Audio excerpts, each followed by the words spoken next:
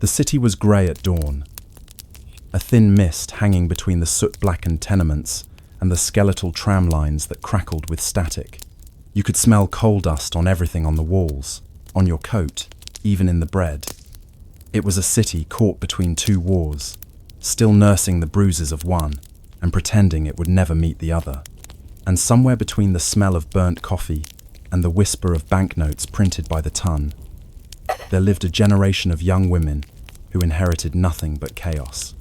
Some were the daughters of industrialists, others of military officers, or old Prussian families who had once owned estates in Pomerania or Silesia. Their fathers' names had meant something once. Now, they mostly meant debt. They were the Heroin Heiresses, not in the glamorous, scandal sheet sense, but in the quietly tragic one. In the early 1922, Berlin's addiction wasn't to jazz or freedom, but to morphine, ether, and heroin, all perfectly legal, all widely available in the pharmacies that lined Unter den Linden. The drug was a chemical ghost of the Great War. First brewed for the soldiers who could no longer bear their pain, then sold to a public that no longer wanted to feel anything at all. You could buy heroin over the counter for less than a loaf of bread. And many did. In the mornings, they gathered in Kaffeehaus Josti, a glass-walled cafe near Potsdamer Platz that had once hosted poets. By 1924, the poets were mostly gone, some dead, some in exile replaced by the fragile remains of the bourgeoisie. They drank thin coffee and smoked Turkish cigarettes. They spoke in whispers about exchange rates, about cousins who had disappeared to Buenos Aires, about lovers who never returned from Verdun. One of them, Lieselot von Bülow, was said to be 23, though no one was sure. Her family had once owned a small steel works near Essen. Hyperinflation had erased it. Her father was now a consultant, which meant he spent his afternoons writing letters to banks that no longer existed. Her mother, a silent woman who still wore pearls at breakfast, had stopped opening the curtains sometime around 1921. Lieselot herself was what the city papers called modern. Her hair was cut short in the new bobbed style. Her dresses were straight and shapeless, made of silk that shimmered under electric light. She wore them not out of vanity, but as a kind of resignation, as if to say, "We have all been leveled, so let's at least look modern about it." She had started taking heroin 2 years earlier, not as an act of rebellion, but of routine. The prescription had been given for nervous exhaustion. It came in tiny glass vials marked Bayer. The pharmacist at the corner, an elderly man named Herr Müller, dispensed it without comment. Most pharmacists did. The drug was, after all, a German invention, and one of the few exports left that anyone still respected. It began with a headache and ended with silence. That, in itself, was a kind of luxury. If you walked through Berlin at night, you could hear the sound of pianos leaking from basement clubs, tinny, metallic tunes meant for forgetting. The Heroin Heiresses moved through this world quietly. They were not the dancers, not the cabaret girls with their sequined laughter and American slang.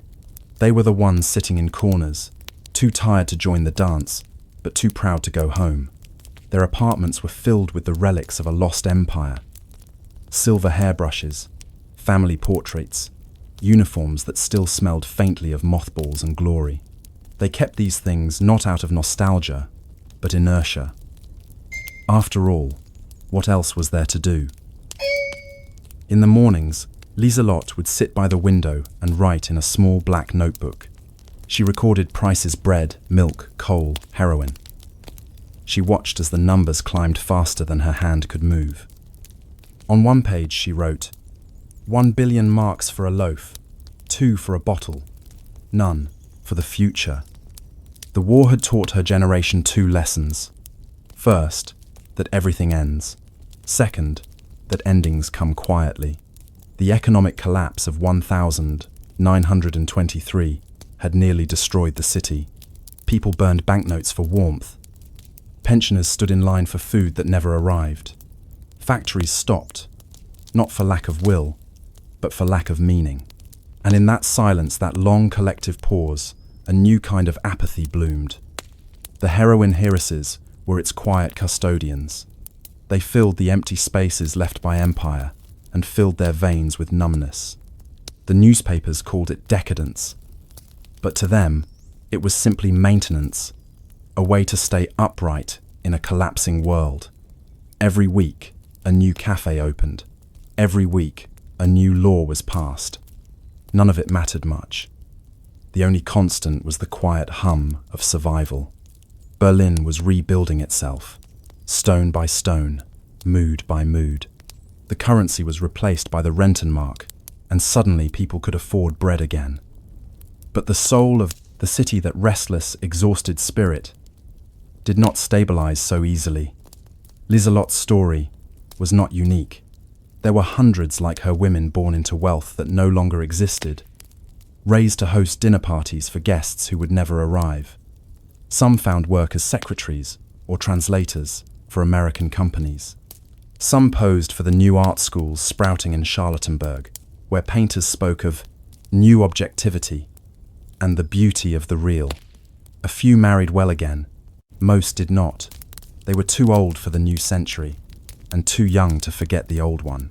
There were whispers about Clara von Rabenau, who had once been engaged to a Prussian officer and now sang in a half-legal nightclub near Friedrichstrasse, and Margaretha Stein, who taught French lessons to bankers' wives while quietly pawning her jewelry. Their stories rarely made the newspapers, but they filled the city with a quiet hum of decline, the sound of people adjusting to smaller lives. To a visitor, Berlin in 1924 might have looked alive. There were trams and neon lights, and the newspapers spoke of a German Renaissance. But underneath, there was fatigue, a deep, civic exhaustion that no one could quite name. The cafes were full, but conversations drifted like smoke. The dances continued, but the music always felt one beat away from breaking. Even the architecture betrayed the mood. Stripped down, efficient, functional, ornament had become an embarrassment. Why decorate what could crumble again tomorrow? For Lieselotte and her circle, the heroin was not rebellion, but rhythm. One injection in the morning, another before bed, enough to sleep through the headlines, enough to forget the sound of their fathers shouting over balance sheets, their mothers counting ration coupons, enough to make each day resemble the last. Sometimes they spoke of leaving, Paris, perhaps, or Zurich. But the money was never quite enough, and the courage was always just slightly less. So, they stayed. Berlin, in those years, was a place where staying seemed the most radical act of all. Every so often, the women met at Lieselotte's apartment for what they called kleine Abende, little evenings. They would light candles, put on scratchy gramophone records, and pretend the world outside didn't exist. Someone always brought a new bottle from the pharmacy, and someone always fell asleep on the floor. There was laughter, occasionally. Real laughter, brittle and short-lived. It was the kind that comes from knowing you are laughing at the edge of something enormous, history perhaps, or despair. On one such evening, Clara asked, half serious, "Do you think this is what freedom feels like?" No one answered. The record hissed, the heroin burned, and for a moment, the silence felt like peace. The city outside did not stop for them. Political rallies filled the streets again, not yet with the menace they would later carry, but with the rhythm of something restless and unresolved. Veterans marched in uniform, their medals glinting under street lamps. Students shouted about justice, revolution, renewal. The Heroin Heiresses watched from behind their curtains. They were too tired for politics, too polite for anger. They believed in nothing but the next quiet evening, the next moment of stillness. They had seen the cost of belief once before. And yet, somewhere deep down, they knew the city was changing again. That the calm of 1,000 924, was temporary, that the silence between wars was just that, a silence, not peace.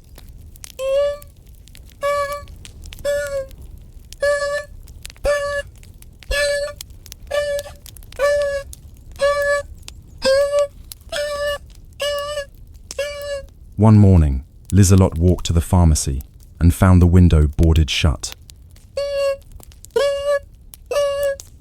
The shop was closed until further notice. Inside, she could see the faint outline of the glass vials, dusty and forgotten. She turned away and walked down the street. The trams were running again.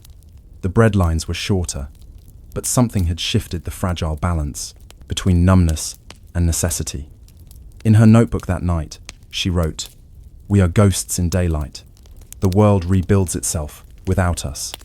She capped her pen, drew the curtains, and sat in the dark. The city hummed outside electric. Alive. Indifferent. And somewhere in that humming, between the whisper of trams and the sigh of the wind, she wondered not for the first time whether Berlin was healing or merely forgetting. The new money had a strange smell, not of ink, but of heat, the faint, chemical odor of paper pressed too fast. In late 1924, as the Rentenmark stabilized the markets, Berlin began to hum again. Trains ran on time. Streetlights burned late. The cafes filled with people who spoke of recovery in the same tone. Others spoke of faith. The newspapers called it Die Goldenen Zwanziger, the Golden Twenties, though gold was the one thing no one actually saw. The shine came instead from illusion, a feeling that, after the long exhaustion of war and inflation, life might finally be normal again. There were new buildings, new cinemas, new faces in the parliament. Yet, beneath the surface, something brittle remained. For the Heroin Heiresses, normalcy was another costume to wear. Liselott von Bülow found work at a small translation bureau near Alexanderplatz. The office occupied a corner of a soot-coloured building once owned by a textile company. Now, it housed typists and translators who rendered contracts into English, French, and occasionally Esperanto, a language that promised international understanding and achieved mostly confusion. The work was dull, which was its main virtue. Liselott sat at her desk for 8 hours a day, converting insurance documents for American importers. The men in the office spoke softly, smoked constantly, and avoided looking at each other for too long. Each afternoon, a clerk from the Ministry of Reconstruction stopped by with a folder of new documents. He wore the same grey suit every day and smelled faintly of damp paper. No one ever learned his name. In Berlin, anonymity was a form of courtesy. The office air was dry and warm. The radiator hissed. Time passed in the slow rhythm of typewriter keys. Between pages, Liselott would sip weak tea and think of the city outside of the lives continuing in quiet, parallel, all synchronized by fatigue. In the evenings, she walked home along Leipziger Strasse.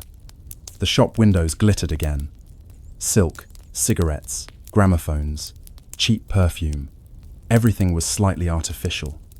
Even the laughter that spilled from the restaurants. The city had learned how to perform joy again, but not how to feel it. Her old companions had scattered. Clara had married a small-time film producer. Margaretha had gone to Switzerland for rest. Others simply disappeared, absorbed into the background noise of the new decade. It was said that one of them, Johanna, had been arrested for possession, though no one could confirm it. The newspapers had begun to treat heroin differently now, as scandal rather than symptom. The drug was harder to find, but not impossible. In Berlin, nothing ever truly disappeared. It only changed hands. The addiction clinics on the western edge of the city, once discreet villas, now advertised openly. Treatments for soul weariness.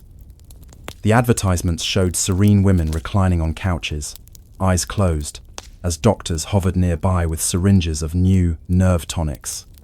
The distinction between medicine and indulgence was blurred, and most preferred it that way.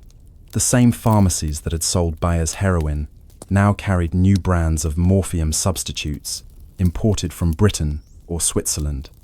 They bore names that suggested renewal: Eucadal, Dilaudid, Veronal, words that sounded clean and foreign, like a promise.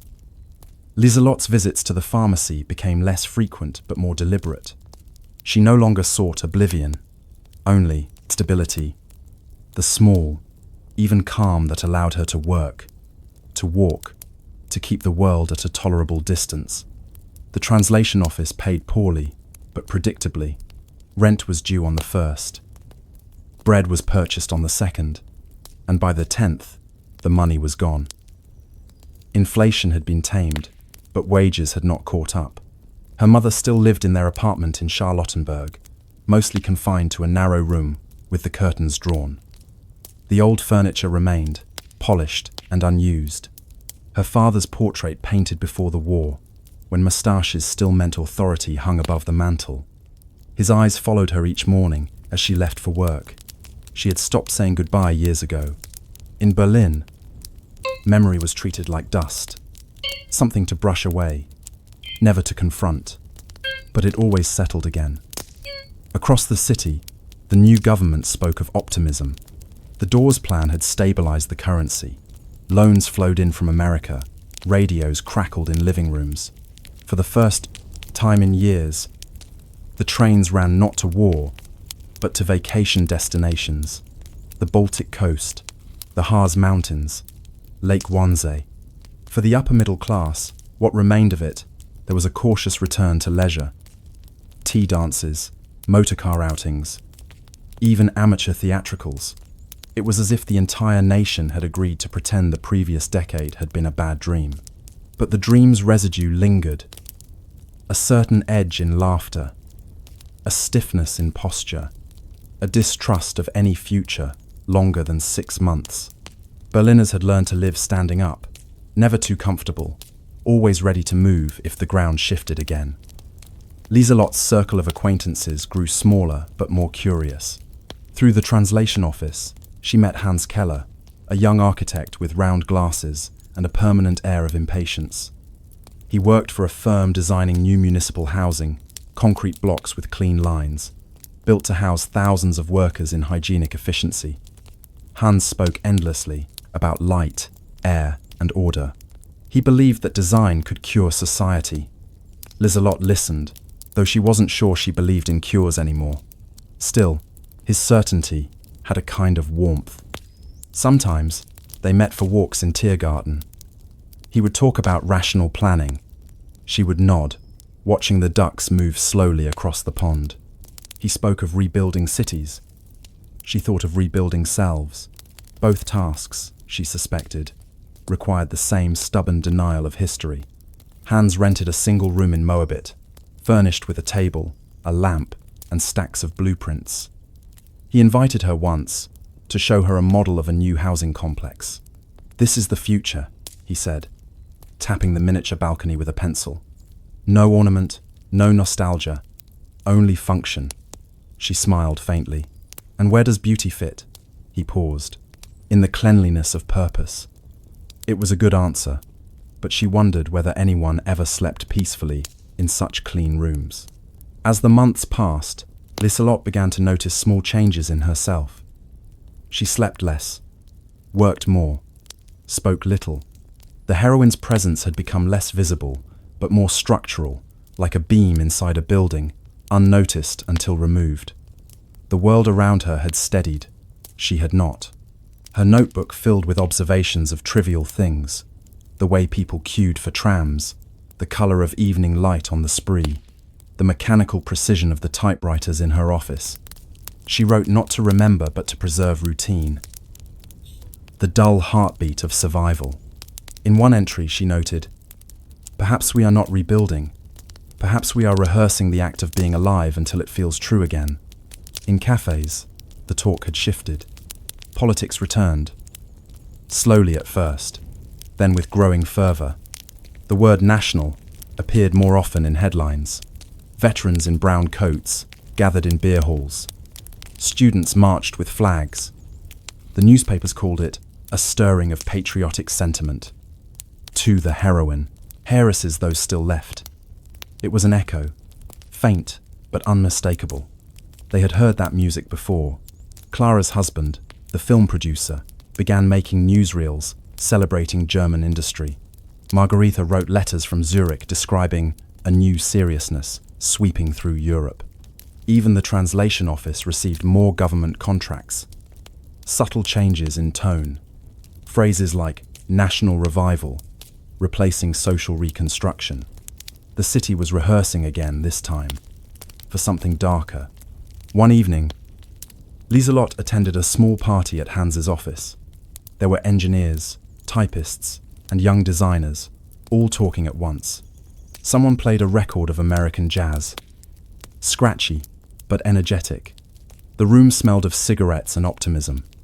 When the conversation turned to politics, Hans dismissed it. "That's for others," he said. "We build. We don't argue." Lieselotte watched the smoke curl toward the ceiling.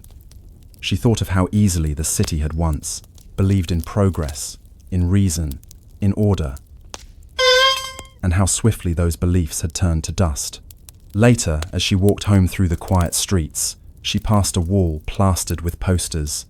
"Germany lives again."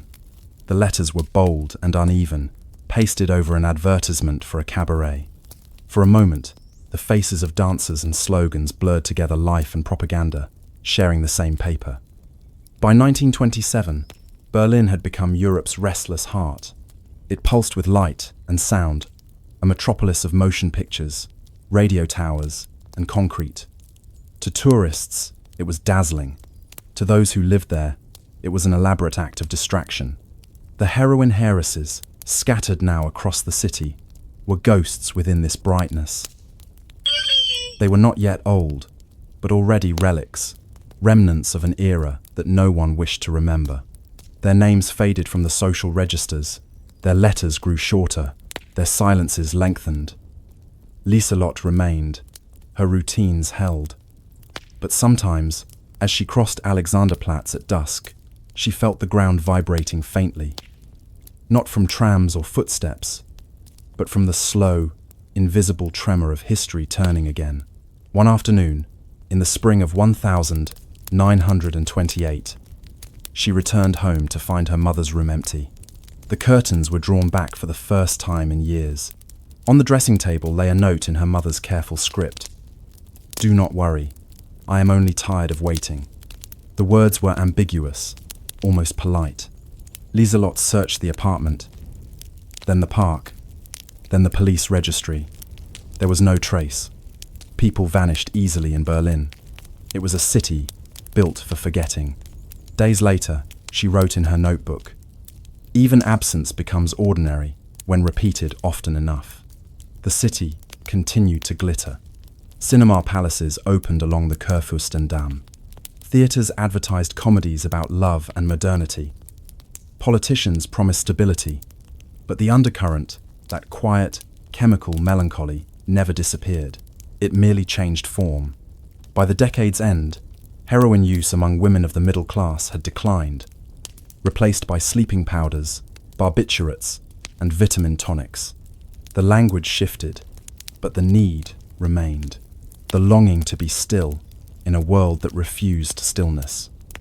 Lieselotte, now nearing 30, looked out from her office window one grey afternoon and saw a parade below flags, drums, new uniforms.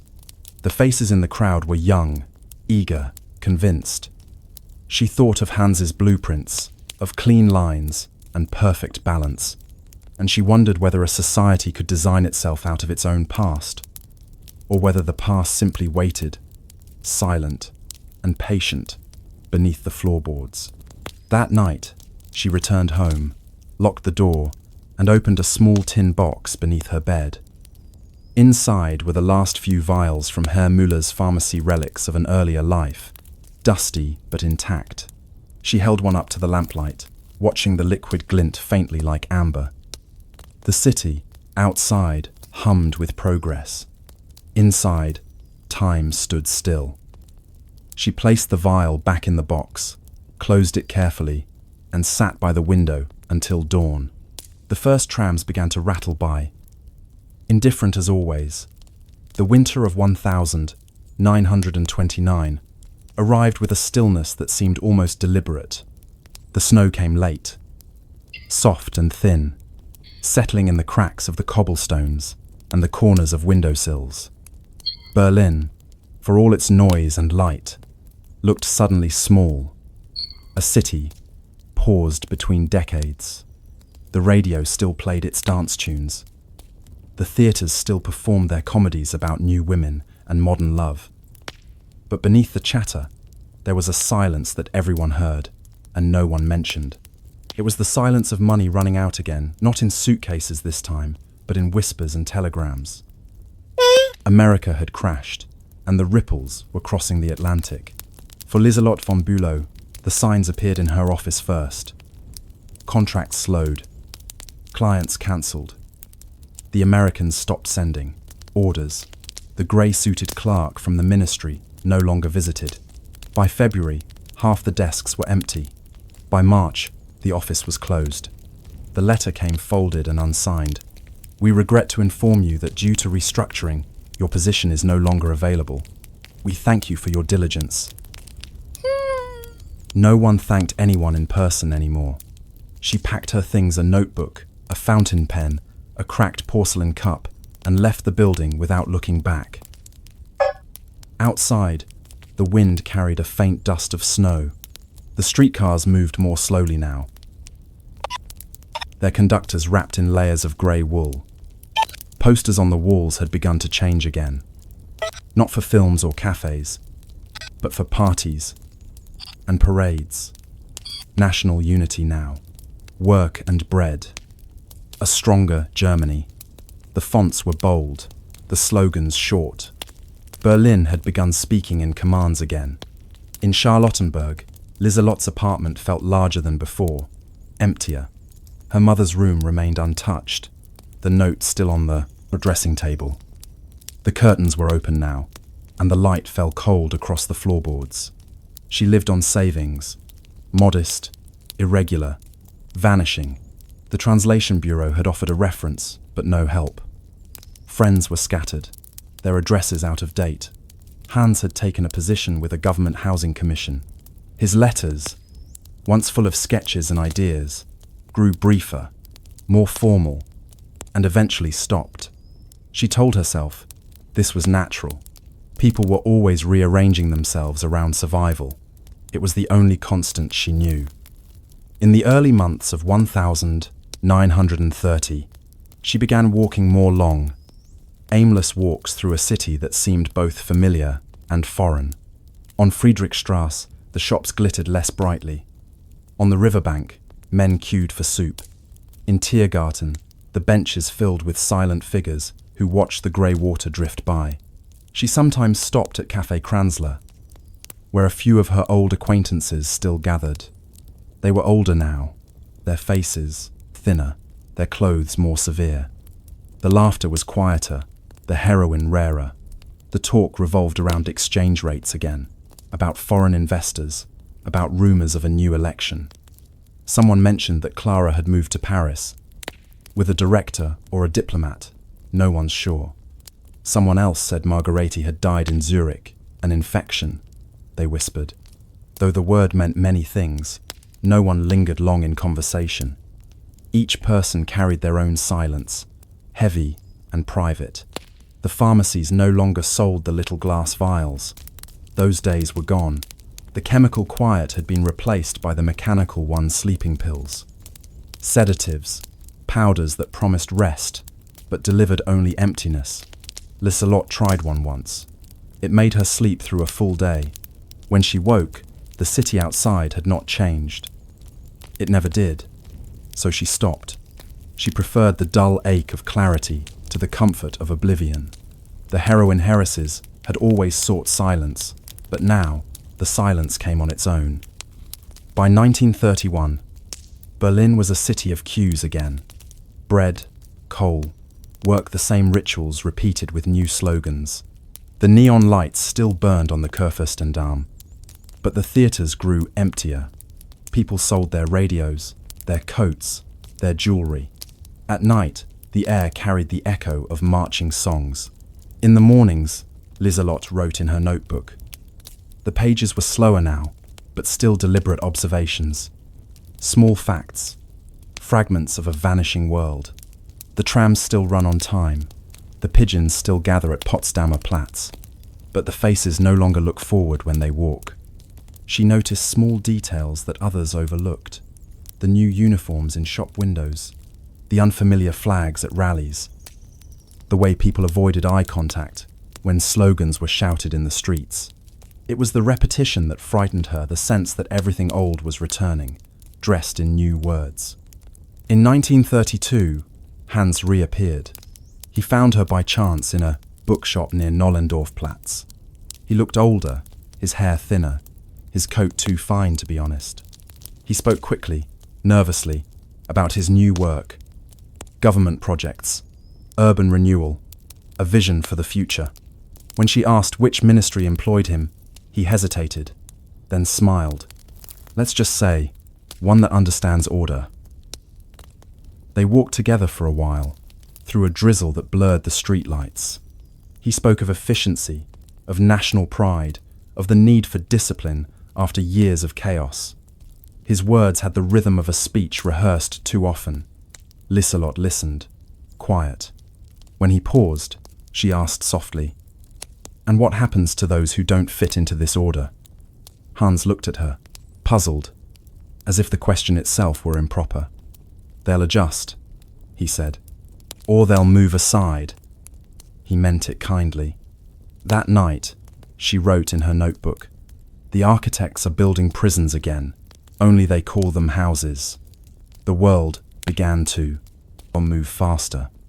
The parades grew larger, the speeches louder, the newspapers simpler.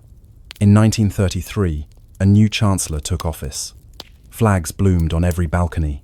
The air itself seemed reorganized, as if even the wind had chosen a side. Liselotte watched from her window as the crowd marched past. Their voices rose in rhythmic chants.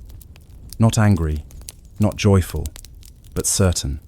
She felt none of it, only a strange, cold recognition. This, she realized, was what it meant to outlive your own time.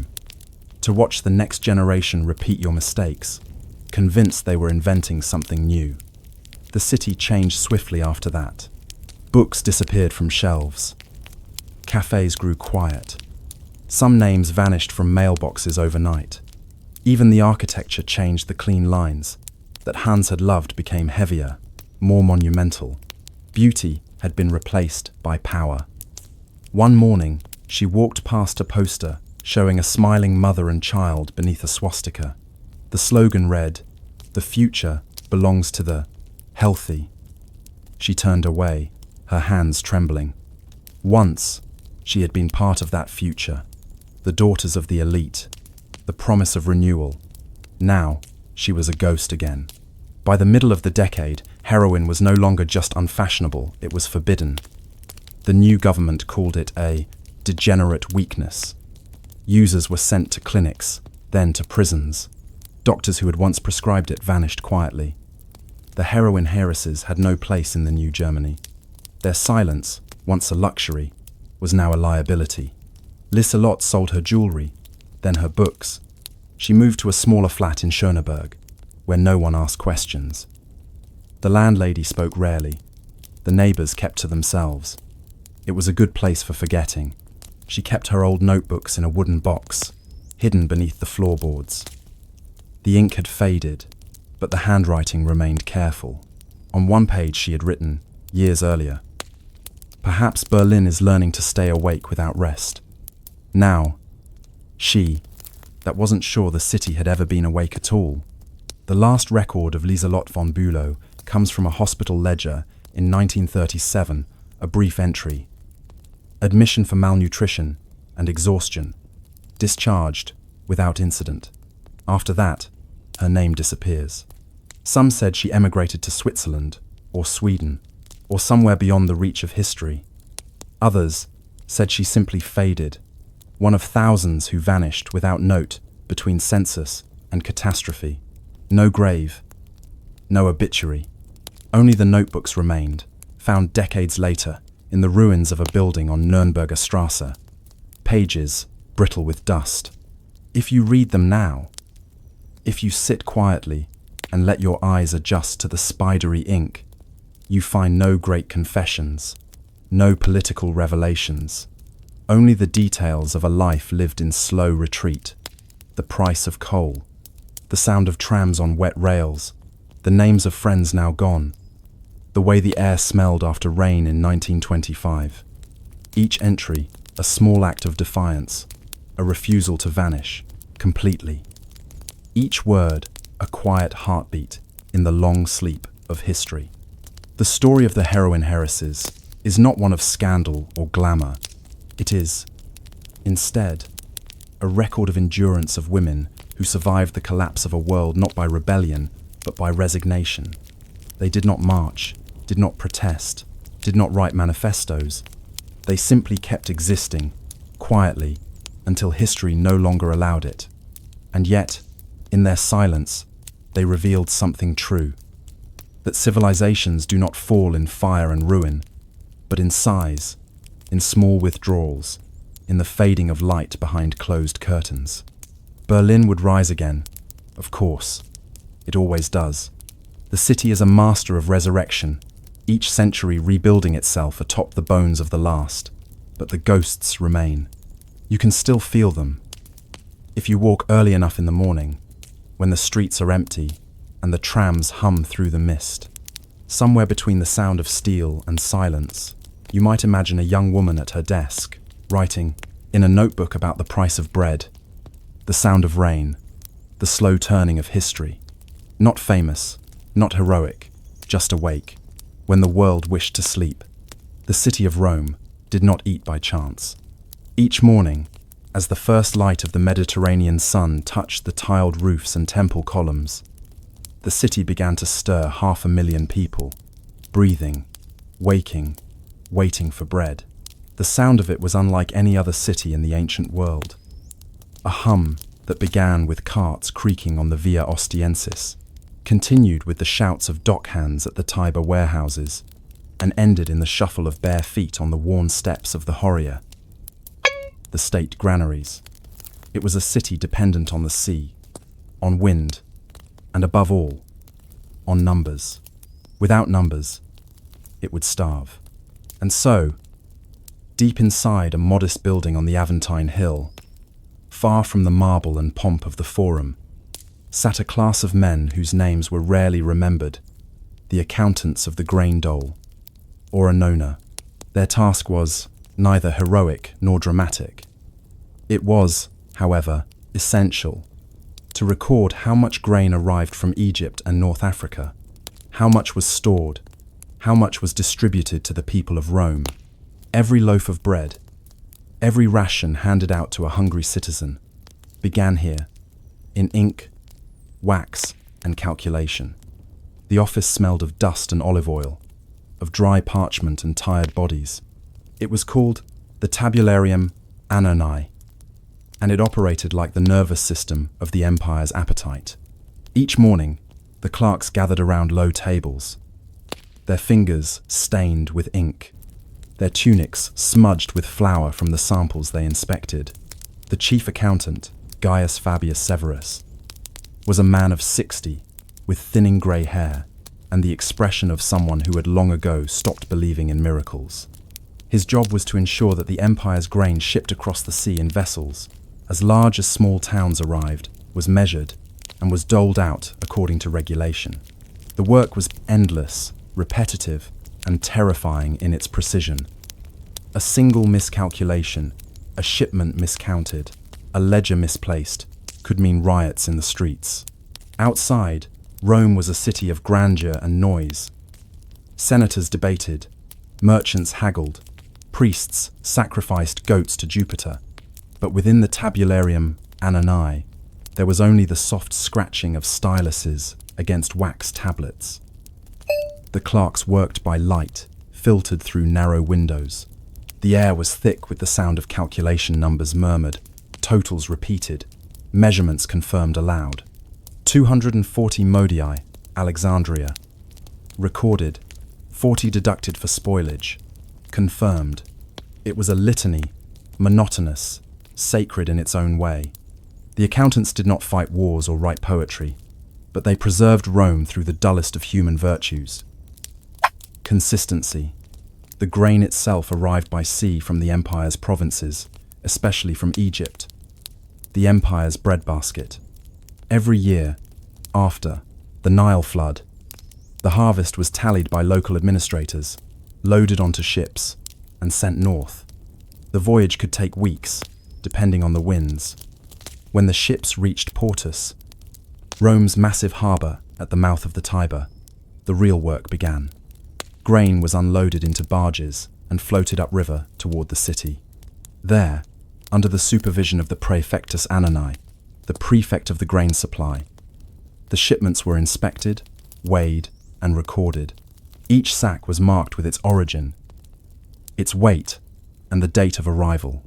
The accountants compared these to the manifests received from the provinces. Discrepancies were noted with precision.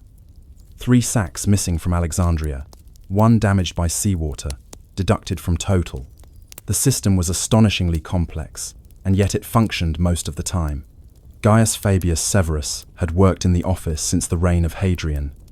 He had seen famine, flood, and bureaucratic incompetence on every scale. His back ached. His eyes blurred after hours of staring at columns of numbers, but he took quiet pride in his work. Rome was an empire of roads and soldiers, but its heart was logistical. You could conquer a province with legions, but you could only keep it with bread. Fabius often said, not entirely joking, that if the gods ever abandoned Rome, it would not be in battle but in the granaries. Each Roman citizen, entitled to the dole, the frumentatio, received a fixed amount of grain each month. Roughly 5 modii, enough to feed a small family for several weeks. The grain was distributed from public storehouses, carefully measured by officials called mensores, who used standard bronze measures verified each year by the accountants. The people queued for hours, clutching their wooden tokens of entitlement. The line wound around the granaries, quiet and patient. For many, this grain was the difference between survival and starvation. Children grew up knowing the rhythm of it, the waiting, the weighing, the smell of dust and flour. It was the empire's most democratic ritual. Rich and poor alike depended on the same ships, the same weather, the same numbers, but the system was not flawless. Grain spoiled in damp warehouses. Rats gnawed through sacks. Corruption crept in slowly, methodically, as corruption always does. Inspectors could be bribed to overlook shortages. Scribes could alter figures with a few careful strokes. A missing shipment might be blamed on storms that never existed. Fabius knew all this. He had seen it for decades. And he fought it not with anger, but with exhaustion. His weapon was detail endless, crushing detail. He checked each figure 3 times, cross-referenced every shipment with its manifest. He once told a younger clerk, "The gods favor those who reconcile their ledgers." It became a kind of motto for the office. Among the younger scribes was Marcus Atticus, a man barely 25, with ink-stained fingers, and the cautious enthusiasm of someone who still believed in order. He admired Fabius's diligence, but wondered whether anyone outside their office even cared. "Do you think the Senate knows our names?" he asked one afternoon, as they worked over a stack of tablets. Fabius did not look up. "The Senate eats," he said. "That is enough." Marcus smiled faintly. It was true. The city ate because of them. Not because of the Caesars or the gods, but because of numbers entered correctly on a wax tablet in a dusty room. In late summer, a shipment from Alexandria was delayed. The wind had failed, and several ships were becalmed in the Aegean. By September, the reserves in the city had dropped dangerously low. Grain prices rose. Murmurs spread through the markets. The Praefectus Annonae visited the office, his face tense. "We cannot delay distribution," he said. "If the people grow hungry, they will grow angry." Fabius nodded. He knew the mathematics of unrest. He, ordered that older reserves be opened, the grain stored deep in the lower vaults of the Horia Galbe. It was dusty, slightly spoiled, but edible. The ledgers were updated carefully. Issued under duress. Condition: substandard. To be replaced upon arrival of next shipment. The crisis passed. The people received their bread. The city remained calm, and in the quiet after, Fabius sat alone at his desk and thought about how easily the empire balanced like a scale that could tip with one missing shipment. At night, the granaries smelled of warmth and decay. The air inside was heavy with dust that glowed gold in the lamplight. Watchmen patrolled between the stacks, their torches flickering. The grain itself seemed alive, shifting softly, settling with faint rustles, breathing in the dark. Marcus, assigned to inspect the stores after the shortage, found the silence almost sacred. He thought of how each grain of wheat, grown in distant fields by people he would never meet, now rested here, waiting to become bread for strangers. The scale of it humbled him. He wrote in his private notebook, "If Rome is eternal, it is because we have learned to count the sun itself, to measure every dawn in measures of grain." There was little glory in their work. When historians later wrote of emperors and battles, the Tabularia Manone merited no mention. Yet without it, every triumphal arch would have been a ruin of hunger. For the grain accountants, the city was both fragile and immense. A single organism fed through their careful records. Their task was endless, repetitive, and, in its way, divine.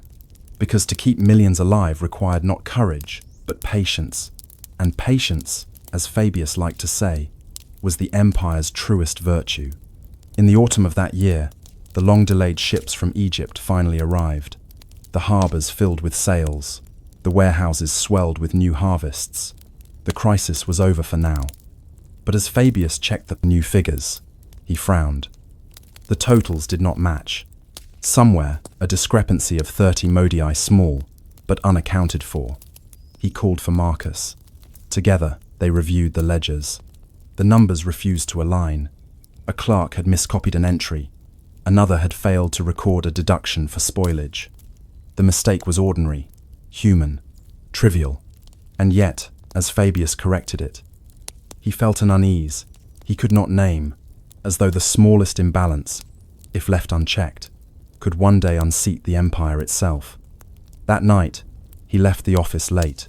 The streets were quiet, the lamps flickering in the wind.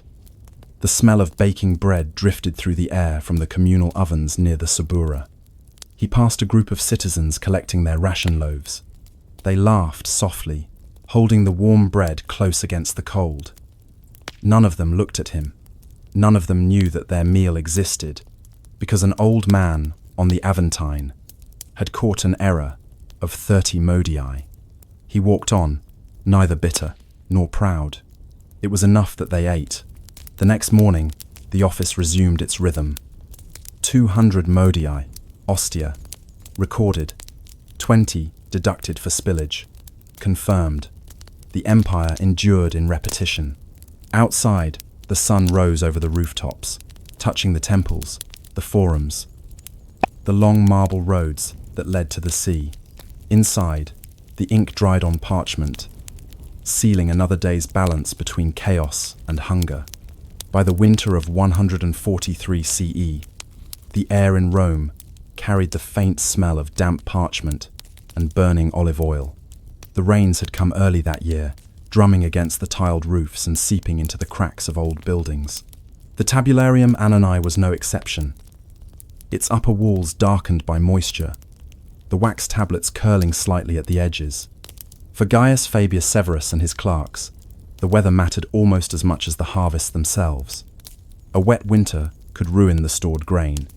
A dry one could invite vermin. The empire's fate often rested on the dullest details. A leak in a roof beam, a missing tally mark, a sack left untied. But now, another problem loomed. The Praefectus Annoni, the high official who oversaw the entire grain system, had ordered a comprehensive audit an empire-wide review of the grain supply from Egypt, Africa, and Sicily. The Senate wanted proof that the Annona was efficient and uncorrupted.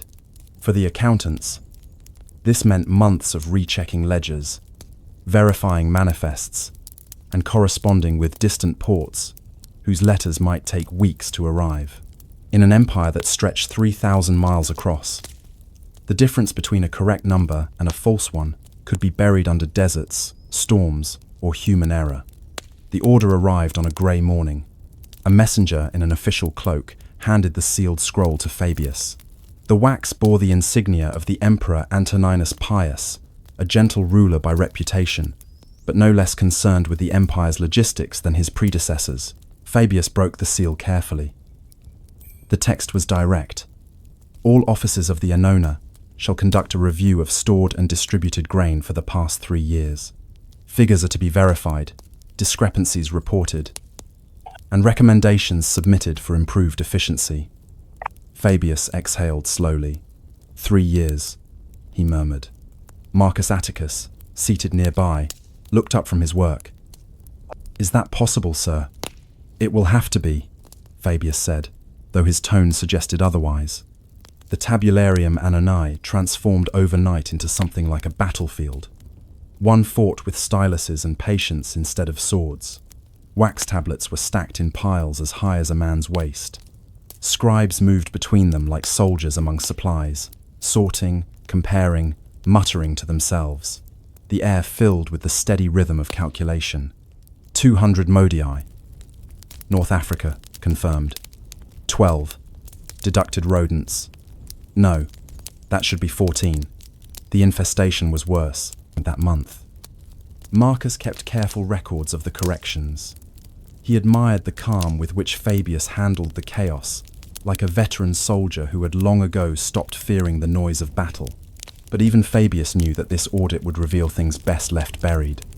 The deeper they dug into the ledgers, the more inconsistencies appeared. Small, at first a missing line here, an extra sack there. But gradually, patterns emerged. Certain shipments from Ostia were recorded twice. Others, not at all. The weights did not always match the manifests from Portus. And in one troubling set of records, an entire barge's cargo was missing 600 modii of grain that had vanished between harbour and granary. Marcus frowned as he read the figures. "Could it have spoiled?" he asked. 600 modii don't spoil unnoticed," Fabius replied. His eyes narrowed. "This smells of theft, and the kind that hides behind arithmetic. Corruption. In the grain supply, it was not new. Every link in the chain, from the Egyptian farmer to the Roman baker, offered an opportunity for someone to skim, delay, or divert. A few sacks here and there rarely drew attention, but over time the losses accumulated. Fabius knew this. He had seen it in Sicily. Years earlier, when a local administrator had falsified weights to fund his own villa. The man had been executed, but the system remained vulnerable because, in truth, the system was too large for perfect honesty. Marcus, idealistic as ever, was appalled. How can they steal from the people's food? Fabius dipped his stylus into the ink, his expression weary. "They don't steal from the people," he said. "They steal from the numbers. The people simply feel it later." The investigation continued through the damp winter months. Each week brought new revelations, some petty, others alarming. In a ledger from the year 141, Marcus discovered a marginal note written in faded ink, deducted 30 modii for personal recompense, authorized by overseer. "Personal recompense," Marcus muttered aloud. Fabius looked over his shoulder and sighed. That is how a thief describes a wage. He took the tablet, added a notation in neat script, reviewed and voided, to be investigated further. For every such entry corrected, dozens more remained hidden. The bureaucracy of the empire was vast, and its records, though meticulous, were still human. Letters began to arrive from provincial offices in Carthage and Alexandria, each offering their own excuses for shortages and errors. Some blamed storms, others, insects. A few simply sent lists with polite assurances that the matter will be addressed in due course. The tone was always the same, deferential, defensive, and deliberately vague. Fabius read them all in silence. His patience, once infinite, began to fray. "They think we count air," he muttered one night to Marcus. "That because we sit in Rome, the numbers will obey themselves." Marcus looked up. "Perhaps they believe no one will notice." Fabius gave a thin smile. "Then we must prove them wrong." As the audit dragged on, the office fell into a strange rhythm of exhaustion. They worked from dawn until the evening lamps guttered. Meals were taken at the desk. Hard bread, olives, and thin wine. Ink dried on their fingers. Parchment dust clung to their sleeves. The clerks' conversations grew slower, their humour dry as desert wind. Marcus began to understand what Fabius had meant by patience being the empire's virtue. It was not the patience of serenity, but of endurance, the slow, grinding forward of duty, even when no one was watching. One afternoon, as the rain lashed the windows, a messenger arrived with a sealed packet marked urgent. It came from Portus, the harbour office responsible for recording incoming shipments. Inside was a report confirming what Fabius had suspected. The missing barge had indeed docked safely months earlier. The grain had been unloaded, recorded, and sent upriver, but the granary records in Rome showed no receipt of it. Somewhere along the Tiber, 600 modi of grain had disappeared. Fabius sat in silence for a long time, the report open on his desk. Marcus watched him anxiously. Finally, the old accountant spoke. "Someone has grown careless," he said softly, "or bold." He ordered Marcus to accompany him to the riverfront the next morning. "If the numbers won't tell us where the grain went," he said, "the river will." The docks of the Tiber were busy, even in winter. Barges loaded with amphorae and crates of produce lined the quays, and the air smelled of damp wood, tar, and salt. Workers shouted over the clatter of ropes and pulleys. Fabius moved through the chaos with surprising authority. He spoke to inspectors, to bargemen, to warehouse keepers. Most bowed respectfully, others avoided his gaze. At last, a foreman, an older man with a scar across his cheek, admitted that one of the barges had been rerouted months ago. "Rerouted where?" Fabius asked. "To a private storehouse," the man said reluctantly. "Property of a senator's agent. They said it was an emergency requisition." Fabius's eyes hardened. An emergency that was never recorded. The man shrugged helplessly. "I only follow orders." Back in the office, Fabius dictated a formal report to the Praefectus Annone, detailing the discrepancy. His words were precise, unemotional, and dangerous. Marcus hesitated as he inscribed the final line. "Sir, if this involves a senator, then he too can read," Fabius interrupted quietly. "Let him read what the numbers say." It was not defiance, exactly. It was fidelity to the only truth that mattered to him, the truth of balance. Weeks passed. The report vanished into the higher offices of Rome's administration. Fabius heard nothing. Life in the tabularium returned to its slow routine. Then, one morning, an unfamiliar official arrived. He bore the emperor's seal and requested to see Fabius privately. Their conversation was short and polite. When the man left, Fabius returned to his desk without a word. Marcus, uneasy, asked what had been said. "They thanked us for our diligence," Fabius replied.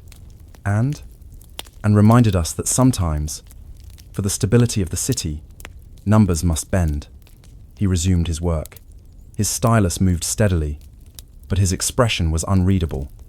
That evening, as Marcus extinguished the lamps, he lingered by the window overlooking the Tiber. The river gleamed darkly in the moonlight. He thought of the missing grain eaten, perhaps by men who already had more than enough. He thought too of Fabius's words. Numbers must bend. Was that what kept Rome alive? The quiet distortions, the small lies told for the sake of calm? Or was it these accountants, the men who still tried to straighten what others had warped? Fabius grew quieter in the weeks that followed. He still arrived before dawn, still reviewed each ledger, but there was a heaviness in his movements. The audit neared completion, the discrepancies catalogued, the recommendations drafted. One evening, as they finalized the final tallies, Marcus found a small note in the margin of Fabius's own ledger. Order without honesty is merely silence, wearing armor. The handwriting trembled slightly. Marcus read it twice, then closed the book gently. The report was submitted to the Praefectus Annoni in early spring. It was thorough, detailed, and for all its quiet subtext, loyal to truth. Officially, the audit found minor inefficiencies and clerical errors. Unofficially, it found what everyone already knew, that the empire's hunger was too vast to be managed without compromise. Fabius received no reward, no recognition, but neither was he punished. Rome, that was its own kind of honor. As the spring winds warmed the city, new ships began to arrive from Africa, their holds filled with the golden dust of wheat. The granaries filled again. The people lined up for their rations. The city, once more, ate.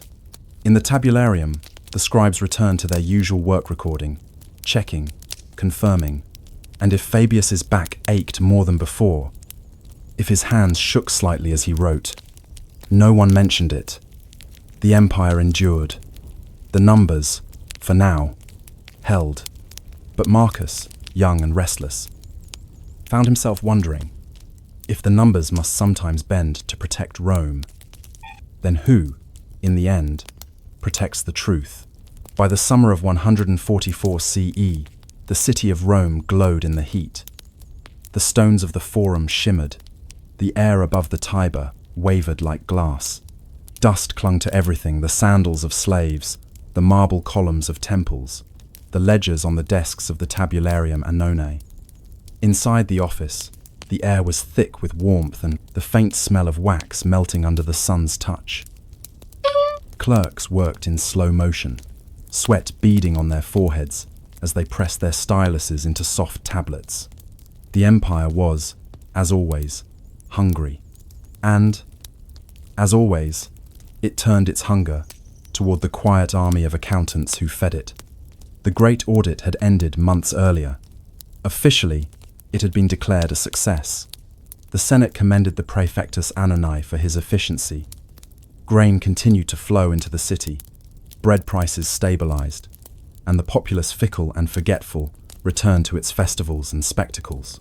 For Gaius Fabius Severus, however, the sense of balance he had once trusted seemed fragile now, like parchment left too long in the sun.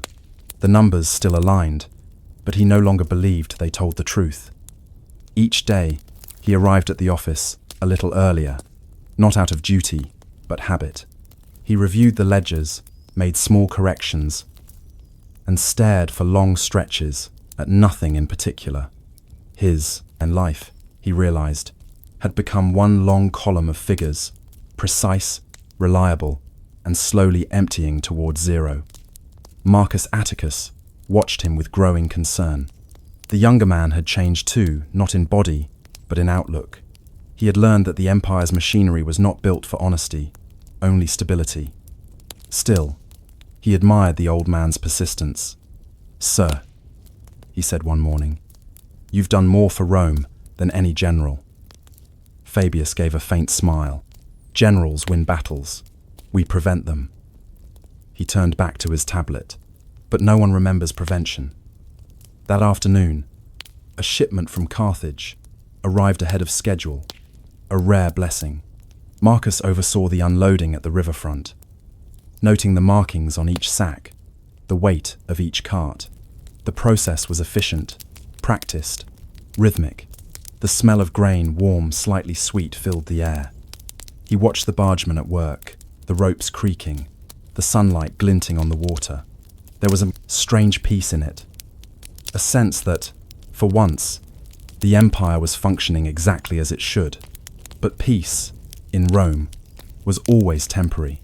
When Marcus returned to the office, he found Fabius in conversation with a visitor.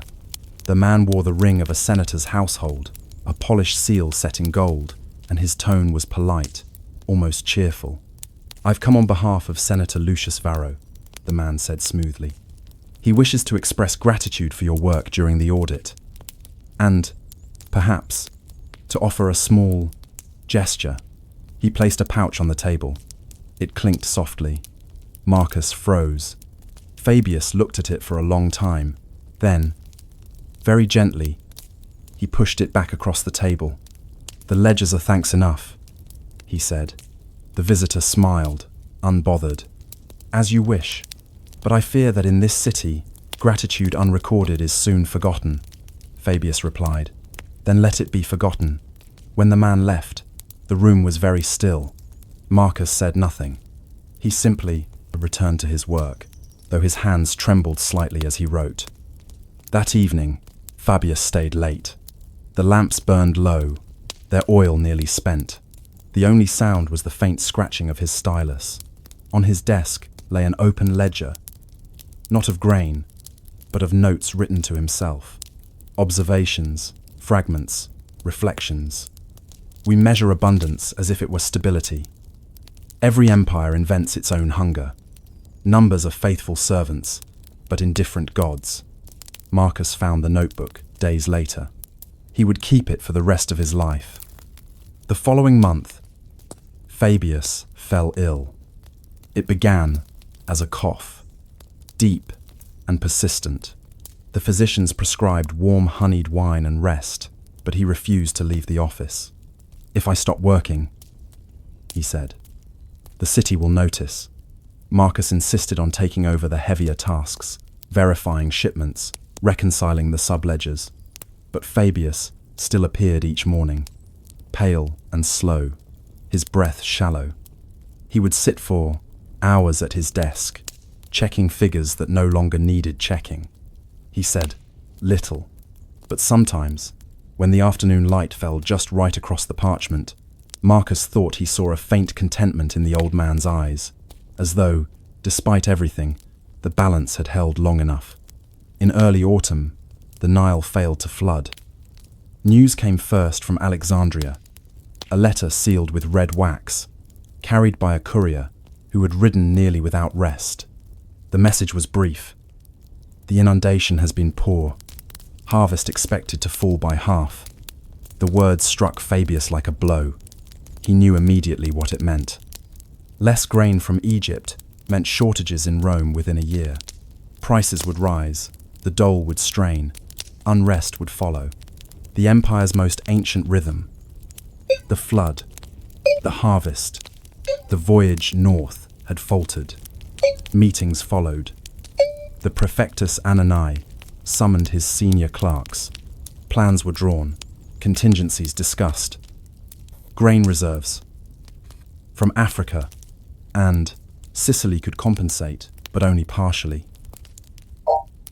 Fabius, frail but alert, spoke little. When asked for his opinion, he simply said, "Keep the records clean. If the flood fails again next year, you'll need to know where every sack has gone." Marcus watched him with admiration and fear. The old man seemed to sense that his time, like the empire's luck, was running out. Winter came, cold and dry. The grain reserves stretched thinner than usual, but the city endured. Riots did not come, though tempers flared in the markets. He stopped coming to the office each day, instead sending brief notes through Marcus, still correcting, still measuring, even from his sickbed. One morning, Marcus received a message in the familiar, unsteady handwriting. "The numbers are only as strong as the men who keep them honest. Never forget that." It was the last thing Fabius ever wrote. He died quietly, in his sleep, sometime before dawn.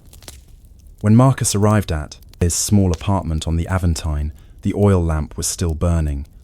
On the table beside his bed lay an unfinished ledger, a stylus, and a loaf of bread. The loaf had gone stale, uneaten. Marcus took it in both hands and, for a long time, simply stared. The city did not notice his passing. No statues were raised, no speeches given. The morning ration lines formed as usual. The clerks at the tabularium continued their work. But Marcus marked the date carefully in the office register, not as an official entry, but as a personal one. On this day, the grain was balanced. Gaius Fabius Severus, accountant of the Annona, departed this world. In the months that followed, Marcus assumed the role of senior clerk. He found that the work, once tedious, now felt sacred. A kind of quiet inheritance. He checked every shipment, corrected every error, and, when the Nile failed again, he managed the shortfall with the precision his mentor had taught him. He also began keeping a second ledger, not of grain, but of thoughts. He wrote about the people in the ration lines, the bargemen on the Tiber, the farmers of Africa whose harvests fed a city they'd never see. He wrote about Fabius's calm, his belief in numbers, his small rebellions against corruption, and he wrote one line that echoed for generations. Rome endures not because of its emperors, but because of its accountants. Years later, under a new emperor and amid new troubles, the office of the Annona would change. Paper replaced wax, scales replaced sacks. The names of clerks came and went. But in the ledgers of the mid-2nd century, a hand still recognizably, Fabius's appears, neat, balanced, unwavering. Historians would never mention him, but the bread eaten by millions in those years, the bread that kept Rome from tearing itself apart, carried, invisibly, his signature. Marcus grew old in the same office. He trained new scribes, corrected their mistakes, and told them stories of the man who had once refused a senator's gold. On quiet afternoons, when the light slanted across the ledgers, he would open Fabius's old notebook and read aloud one of its maxims. A city that counts its bread wisely will never starve for long. The younger clerks listened politely, though some hid their yawns. To them, Fabius was a name, a ghost of bureaucracy. To Marcus, he was Rome itself, steady, invisible, necessary. In his final years, Marcus often walked along the Tiber after work. He liked to watch the barges drift in the evening light, their sails pink with sunset. The air smelled of grain and river mud, of life continuing in cycles too vast to comprehend. He would sometimes close his eyes and imagine the old days, Fabius at his desk, the endless columns of figures, the murmured confirmations, 200 modii, recorded, deducted for spoilage, confirmed. The rhythm soothed him. It was the rhythm of survival. He died, as Fabius had, without ceremony. The clerks recorded his death in the office. Register, another line among thousands. But among his possessions, they found two ledgers bound together, one of grain, one of reflections. On the final page, written in the same calm script, was this line: "If the gods measure eternity, they do it in modii." And so ended the story of Rome's accountants, men who measured the empire, not in marble or conquest, but in flour, dust, and ink. Their work was dull, their victories invisible, but through their patience, the city endured centuries longer than it might have otherwise. The empire eventually fell not from invasion or corruption alone, but from imbalance. When the records failed, when the patience ran out, so did the bread. And when the bread ended, so did Rome. Even now, 2,000 years later, archaeologists still uncover fragments of those ledgers, etched on thin tablets, bearing careful marks of weight and measure. The numbers are faded, but the precision remains. It is as if the past itself were whispering, recorded, confirmed. And somewhere, in that whisper, you can almost hear the quiet pride of men who once kept an empire alive one modius at a time. The first sound you notice is the hum, not the hum of voices, nor of industry, but of life itself, a constant, vibrating murmur rising from the depths of the great dismal swamp. In the summer of 1793, this sound surrounded every man who set foot in it. The air shimmered with insects. The trees, towering cypress and black gum, stood motionless in their own reflections, their roots twisted and half drowned. Beneath the still surface of the water, unseen things moved slowly. Eels, frogs, the quiet pulse of decay. The swamp, as one surveyor wrote, was more water than earth, and more shadow than either. The plan to cut a canal through this landscape had begun decades earlier, not in the wilderness itself, but in the polite drawing rooms of Virginia and North Carolina.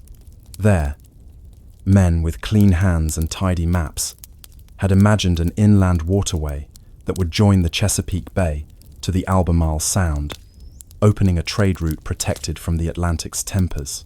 George Washington, before he became a president, had walked the edges of this swamp and dreamed of making it useful. In 1763, he co-founded the Dismal Swamp Company, hoping to drain part of it and sell the land.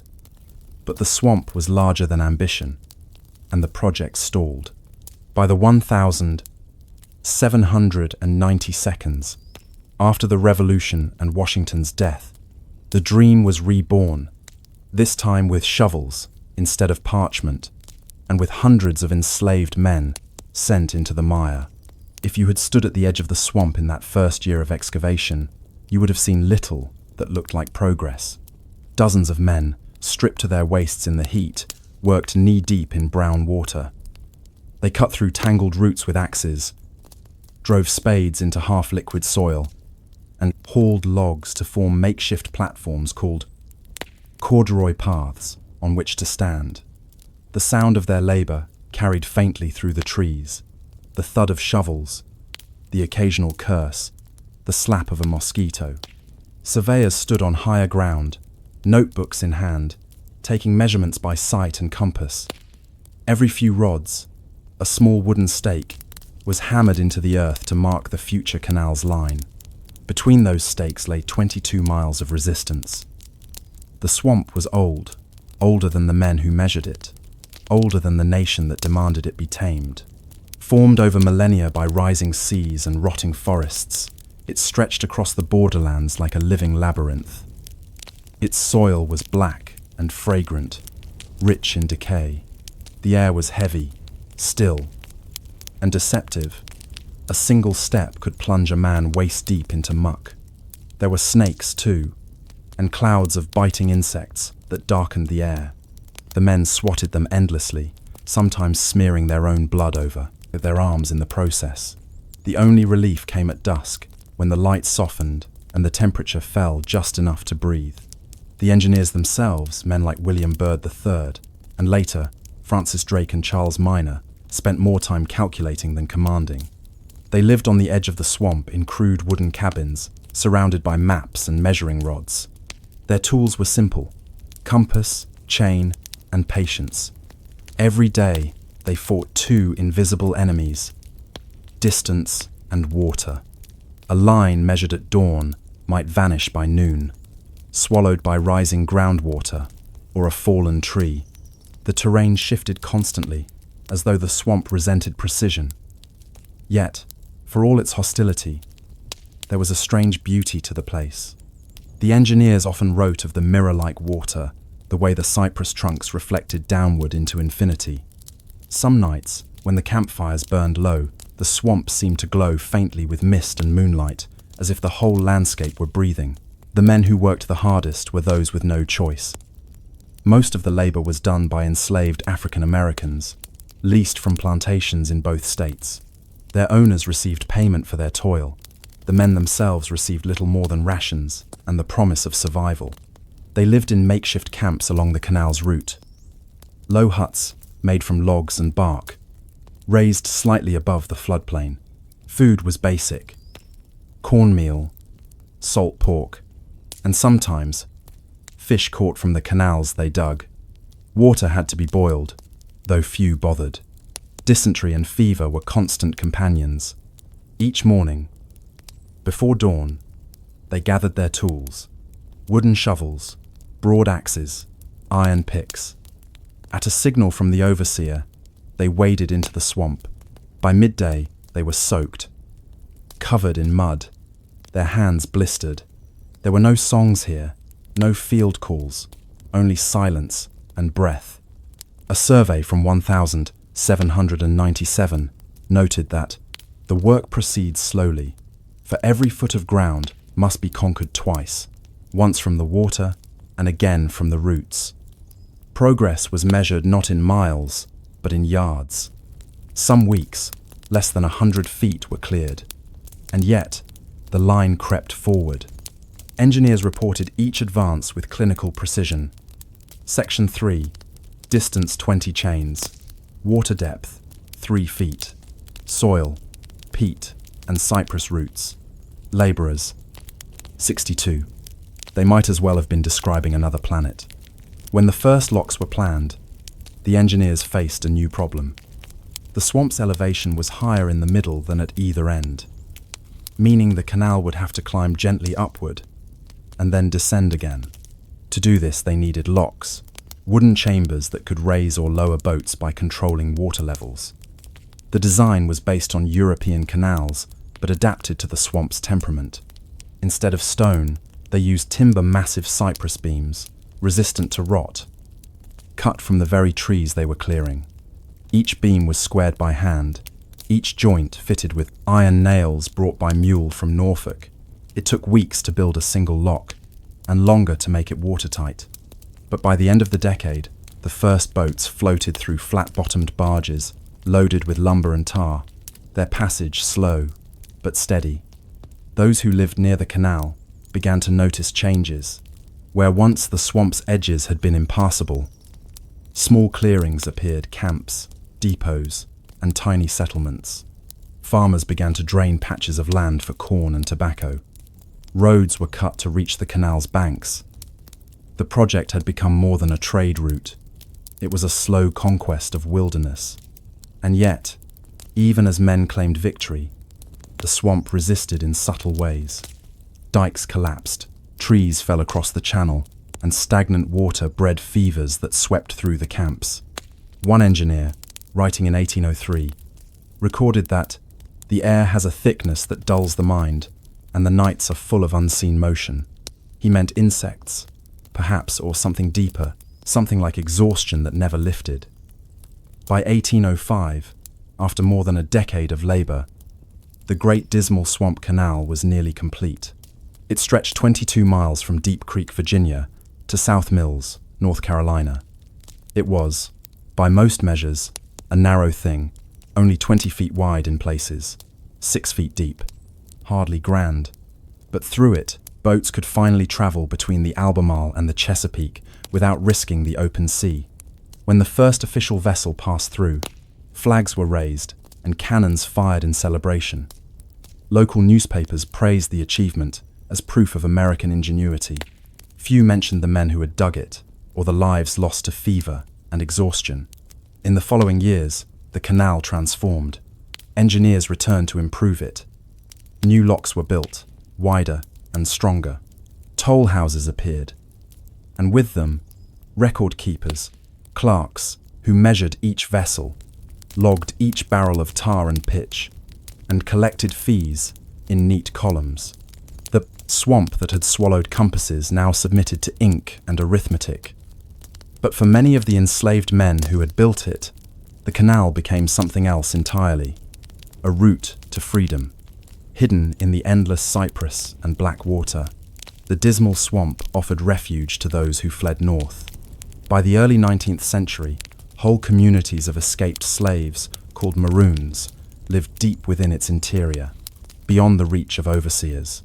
They built huts on patches of high ground, planted small gardens, and survived unseen. Some had helped dig the canal. Others used it to vanish into the wilderness they knew better than any surveyor. The canal that enslaved them also, in time, became their escape. At night, long after the day's work ended, the swamp grew still again. The water reflected the stars. Frogs croaked softly in the dark. In the distance, the faint creak of a barge might echo a whisper of progress through a sea of silence. The engineers slept fitfully, dreaming of straight lines through crooked trees. The laborers slept deeply, dreaming of anywhere else. And the swamp, ancient and patient, dreamed of nothing at all. The great dismal swamp canal was, at last, open but not yet stable. Its future would depend on maintenance, on endless dredging and repair. The men who celebrated its completion knew this, though few admitted it aloud. For every mile of canal, there was a mile of upkeep, and the swamp never truly gave up what was taken from it. As the 19th century began, new generations would inherit this watery scar through the wilderness, engineers, merchants, and fugitives alike. Some saw profit, others saw promise, and a few, perhaps, saw ghosts. The water remained dark, the trees unending, and the hum of insects eternal. The work was not done. It never would be. In the spring of 1810, the canal was 10 years old. On paper, it was a triumph of engineering. 22 miles of navigable water connecting Virginia's Deep Creek with the North Carolina Sound. The route saved ships days of dangerous travel along the Atlantic coast. But on most mornings, if you stood along the banks near the halfway point, you would see something less triumphant. Men tired, mud-caked, silent, standing knee-deep in cold water, clearing debris from the channel. The canal was alive, and like any living thing, it required constant tending. The swamp never forgot what had been done to it. Roots grew back overnight. Storms toppled cypress trees into the waterway. In summer, mats of reeds and algae gathered thick enough to stop a barge in its tracks. In winter, the black water froze, cracking the wooden lock gates. Every year, the company that managed the canal, a joint venture between Virginia and North Carolina investors, hired crews to dredge, repair, and reinforce. They called these workers maintainers, though among themselves they used a simpler name: diggers. Most were free, black men, laborers from nearby counties, who worked seasonally for a few dollars a month. Some were hired enslaved men, loaned out by their owners. A few were mariners who found no ships for the season and traded sea wind for swamp air. Their camp sat on a small rise of land called Jericho Bank, near the canal's midpoint. It was not much to look at: a few cabins of pine logs, a storage shed, and a forge for repairing tools. The men slept on rough bunks filled with Spanish moss, cooked salt pork over open fires, and swatted mosquitoes that ignored even the thickest smoke. Each day began before dawn. The foreman, a man named Silas Greevy, rang a brass bell that hung from a cypress limb. It echoed weakly through the trees. Men rose, groaning, and gathered their shovels, dredge poles, and iron hooks. They moved slowly at first, as though their bodies resisted the day as much as the swamp did. The air was heavy even in early morning, thick with the scent of water and decay. By the time the sun climbed above the tree line, the men were already wading into the canal, their tools glinting faintly in the amber light. The work was simple to describe, but endless to perform. Roots had to be pulled, stumps cut, and mud shoveled from the bottom to keep the depth steady at 6 feet. They worked in pairs, one man loosening debris, another hauling it to the banks. Every few yards, a flat-bottomed skiff waited to collect the refuse. Once full, it was paddled to shore and emptied, the contents forming dark mounds that steamed in the heat. Each man filled perhaps 10 skiffs a day. The rhythm was monotonous, and that monotony was its own kind of mercy. When they spoke, it was mostly about weather, pay, or the persistent ache in their backs. The swamp did not reward conversation. Supervisors made rounds once or twice a week. They wore clean boots and wide-brimmed hats, and they carried notebooks filled with numbers, yards cleared, depth maintained, wages owed. They rarely stayed long. One of them, a man named Captain Willis, kept his visits short, complaining that the air smells too old. He meant the heavy, sweet scent of peat and rot that clung to everything. The diggers joked quietly that the swamp was older than any captain, and that, if it wanted, it could swallow him whole before supper. Every few miles stood a lockkeeper's house, a modest wooden structure beside a pair of heavy gates. The lockkeeper's job was to control the flow of boats, opening and closing the chambers that lifted or lowered them between water levels. These men lived in solitude, often with their families, surrounded by nothing but swamp. Their lives followed the rhythm of passing boats, sometimes days with none. Then a sudden rush of barges loaded with pine tar, shingles, or tobacco. One lockkeeper, Elias Harker, kept a meticulous diary that survives today in a local archive. His entries are short, spare, and quietly revealing. June 9th, 1811. 2 boats, northbound. Men clearing weeds below the gate. Gave them bread and whiskey. June 20th. Water fell 6 inches overnight.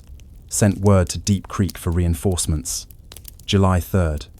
One of the coloured men drowned while dragging a chain. Buried him by the old cypress. The ground swallowed the sound of the shovel. The diary continues like this for 20 years. The same tasks, the same silences, the same slow decay. The canal's tolls were modest, a few cents per ton of cargo, but they added up. Tar, lumber, shingles, and naval stores moved north to the Chesapeake, while manufactured goods and salt moved south. By 1815, the Great Dismal Swamp Canal had become an artery of trade, even if it never paid its investors the profits they hoped for. Most of the money went not to expansion, but to repairs. The swamp always demanded its share. Engineers wrote increasingly frustrated letters to the canal company's directors. The channel fills faster than it can be dredged. Timber rots quicker than it can be replaced. The men grow sick, and the tools dull in days. No one suggested stopping. To abandon the canal would be to admit defeat, not only to nature, but to the idea that progress could be made permanent. In 1812, war came again. The conflict between the United States and Britain brought new urgency to the canal. Naval supplies, tar, pitch, and timber were needed for shipbuilding in Norfolk. Suddenly, the old waterway was vital again. The government took interest. Soldiers and sailors travelled through, and the Army Corps of Engineers sent surveyors to inspect its locks. One of them, Lieutenant Horatio Bell, left behind a description that reads more like a lament than a report. It is a dark and oppressive place. The trees seem to lean inward over the water, as if to reclaim it. The men labour knee-deep, and the air itself feels like a burden. Yet, somehow, the boats pass. The canal served the war quietly, without glory, carrying supplies that helped build ships that would later be forgotten. When peace returned, the swamp reclaimed its rhythm. Work crews dwindled again, but the maintenance continued. Each spring, new men came to replace those who had died or left. Fever was the most common enemy. They called it simply the shakes, chills that began at night and ended in the grave. Doctors from Norfolk occasionally visited, prescribing vinegar and rest. Neither helped. The foreman, Silas Greevy, buried more men than he could name. He marked each grave with a stake, sometimes with a name carved into it, sometimes not. After a few seasons, the stakes leaned and fell. The swamp accepted them back without distinction. Yet, amid all this slow decay, there was also endurance. The men who remained, year after year, developed a strange attachment to the canal. It became a constant, a thread that tied their lives together. One worker, Peter Ransom, who had first come as a hired hand in 1809, stayed for decades. To read the water, like others read the sky. When it darkened to a certain color, he knew rain had fallen upstream. When frogs grew silent, he knew the wind would shift. He could tell by touch whether the mud was thick enough to hold a lock's foundation. He was illiterate, but his memory was perfect, a living archive of the swamp's moods. When asked why he stayed, he reportedly said, "Somebody's got to keep the water moving." The canal changed, slowly. By 1820, larger boats began to use its shallow draft schooners, carrying cotton from the south. The company expanded the locks and built new warehouses at either end. Each improvement meant more digging, more mud, more exhaustion.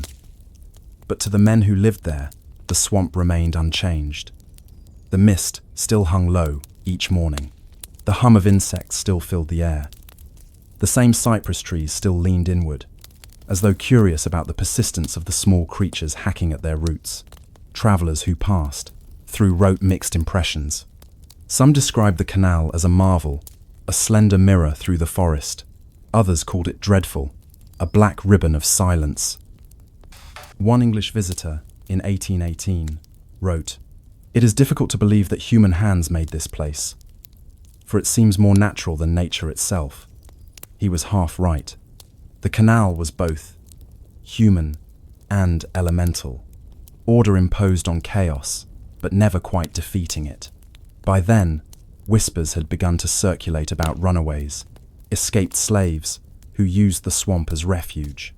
Bargemen claimed to see smoke rising from hidden camps deep beyond the canal. Sometimes, in the half-light of dawn, figures were glimpsed among the trees. The company's officers avoided the topic. The swamp was large, the laborers sympathetic, and the patrols reluctant. Officially, nothing was said. Unofficially, everyone knew. The canal had become a narrow border between two worlds, one measured by chains and compasses, and one that refused to be measured at all.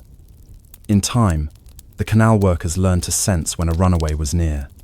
A faint sound in the night, a paddle dipping in water, a low whistle carried on the wind. They said nothing. Sometimes, before dawn, they would find a loaf of cornbread missing from the camp's stores, or a set of footprints vanishing into the cattails. Peter Ransom, the old digger, once told the foreman, "The swamp takes care of its own." The foreman, practical and tired, pretended not to hear. By the late 1810 seconds, the Great Dismal Swamp Canal was both a success and a burden.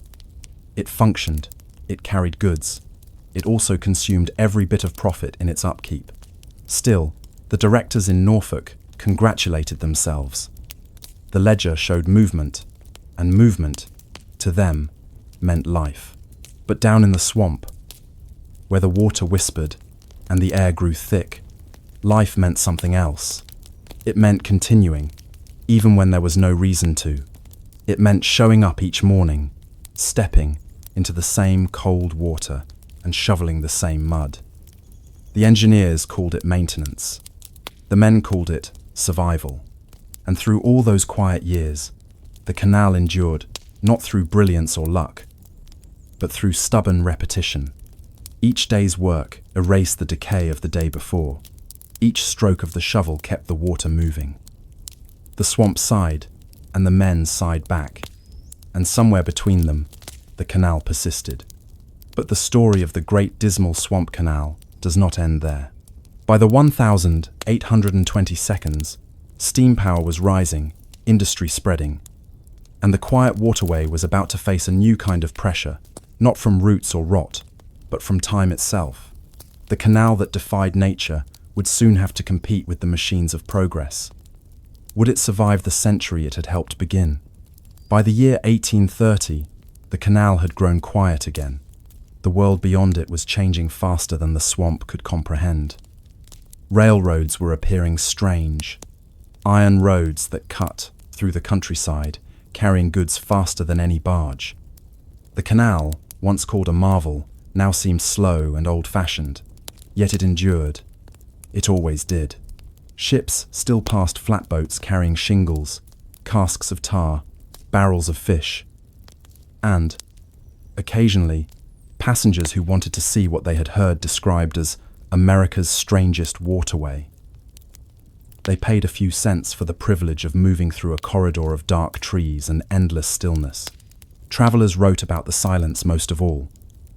They described the way the air pressed against them, thick and unmoving. The only sounds were the drip of water, the distant call of herons, and the creak of boat ropes as they tightened and loosened with the current. One traveler, a merchant from New England, wrote in his journal, "It feels as though one is moving through time itself, down a narrow seam that separates what was from what is to come." He did not know how right he was.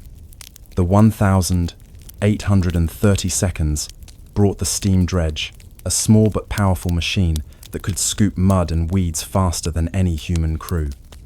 Engineers from Norfolk installed one along the canal's northern reach near Deep Creek. It made a low, rhythmic groaning sound as it worked, steady, mechanical, tireless. The men who had once dug by hand watched it with mixed feelings. Some felt relief, others felt replaced. The machine did not complain, did not get sick, did not ask for wages, but it also did not understand the swamp. More than once, it broke down after striking hidden roots or stones. When it did, the men were called back with their shovels and poles, muttering quietly as they repaired the damage. Peter Ransom, now old and stooped, shook his head at the new contraption. "You can't hurry the swamp," he said. "It'll just wait till you're tired." The engineers smiled politely, wrote down their measurements, and went back to calculating efficiency. Even as industry advanced, the canal maintained its odd dual identity. To investors, it was a commercial artery. To those who lived beside it, it was a way of life, a place that shaped their days and seasons. Families of lockkeepers passed their jobs down from father to son. Each learned the same skills: how to read the current, how to repair a gate hinge, how to judge a storm by the way the wind rattled through the reeds. Their lives were quiet. They grew gardens beside the locks, raised chickens, and built small docks for fishing.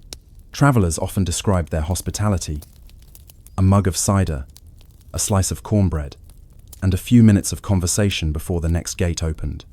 A passing mariner once noted, "The lockkeeper's wife knows every sound of the swamp. She can tell you if the fog will lift by the smell of the air." It was a small world, but a steady one. In the 1,840 seconds, traffic on the canal began to decline. The newly built rail line between Portsmouth and Weldon drew much of the freight. Trains could move faster, and they did, not freeze in winter or choke on weeds. The canal company tried to adapt. They lowered tolls, offered discounts, and built new warehouses at both ends. But the numbers kept falling. And yet, somehow, the canal refused to die. Barges still came fewer each year, but enough to keep the water moving. The engineers still sent maintenance crews, though they now worked with smaller budgets and fewer men. The swamp, patient as ever, continued to reclaim what it could. There were floods, always floods. In 1846, a massive storm swept in from the coast, driving rain through the trees and swelling the canal beyond its banks. The locks broke, the embankments crumbled, and hundreds of fallen trees blocked the route. For weeks, no boats could pass. When the water finally receded, the canal looked like a scar through the swamp. Its sides caved in, and its surface choked with debris.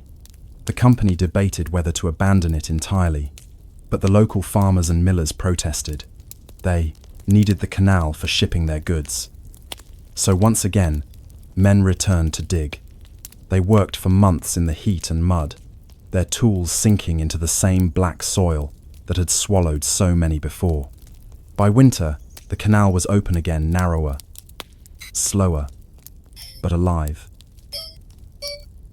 During those same years, something else stirred in the shadows of the swamp. Freedom.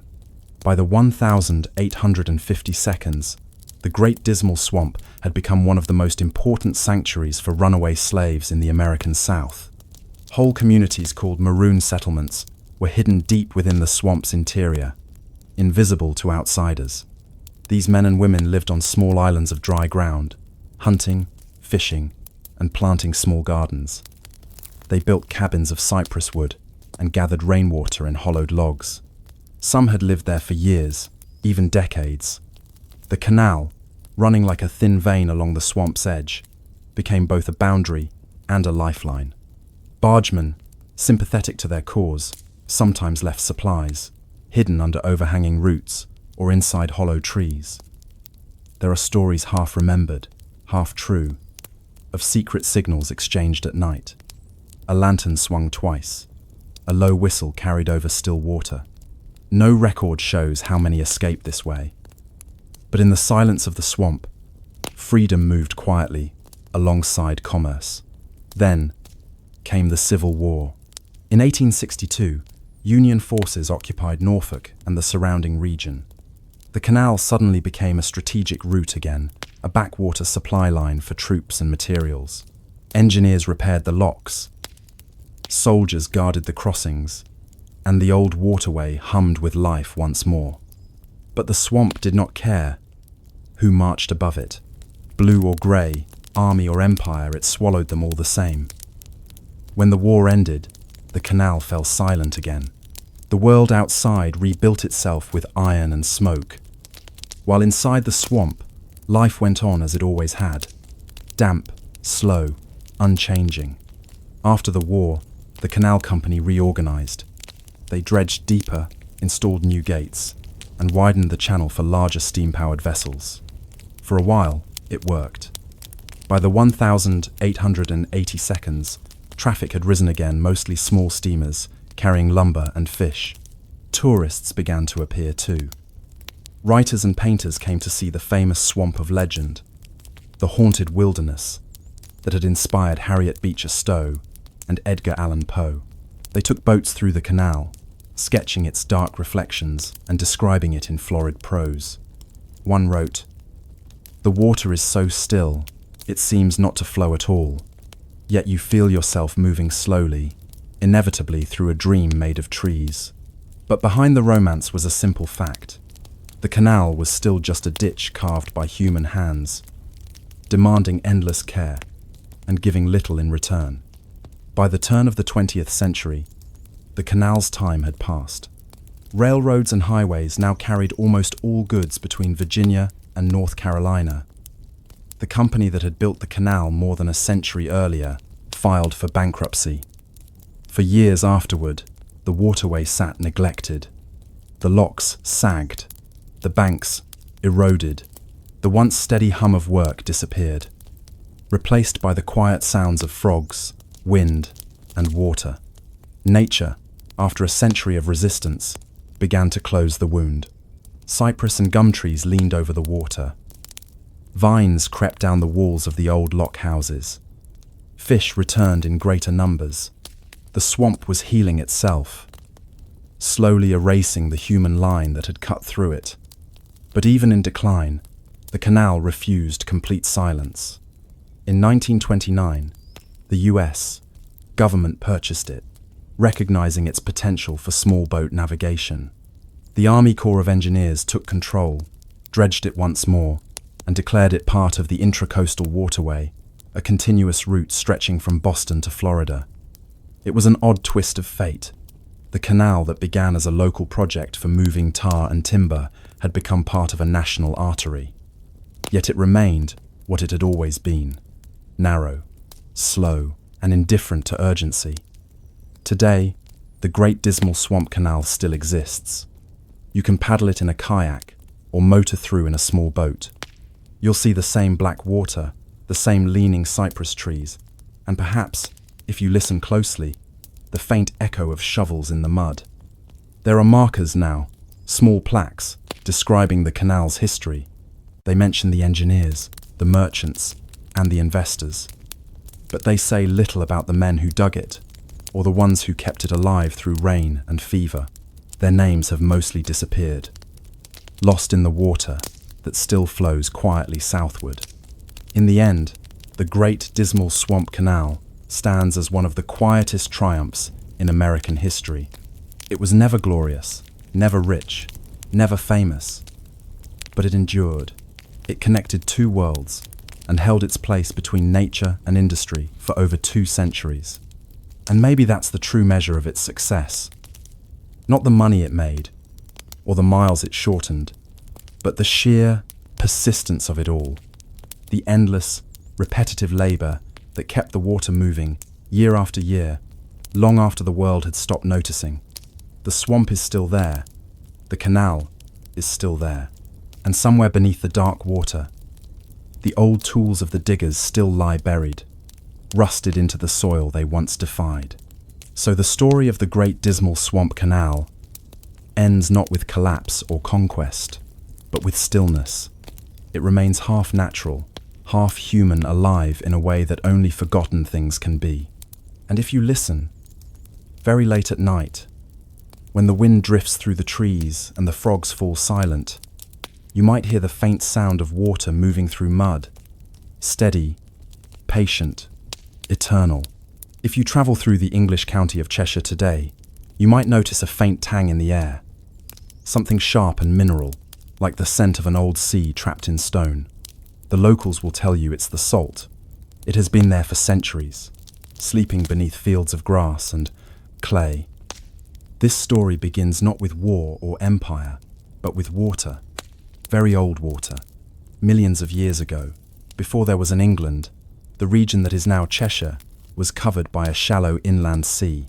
When that sea evaporated, it left behind thick layers of salt beds that ran for miles underground. Over time, rivers carved channels above them, and rainwater seeped through cracks, dissolving the ancient salt into brine.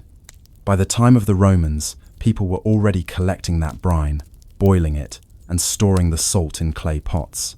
The Romans called the place Salinae, literally, the salt works. It would later become Nantwich, one of 3 Cheshire towns whose names still carry the echo of that trade. Nantwich, Middlewich, the witches of Cheshire. The process was simple in concept, exhausting in practice. Brine was drawn from wells by hand, using buckets or crude wooden pumps. It was poured into large, shallow pans set over wood-fired furnaces. As the water boiled away, crystals of salt formed on the surface, glimmering like frost. Workers skimmed these crystals off with long iron rakes, laid them on racks to dry, and packed them into sacks. Each sack was heavy, nearly 100 weight, and had to be carried by hand to the storage barns that lined the canal. The work never stopped. Boiling houses ran day and night, lit by the orange glow of the fires beneath their pans. The air was thick with steam, and the sound of hissing water filled every street.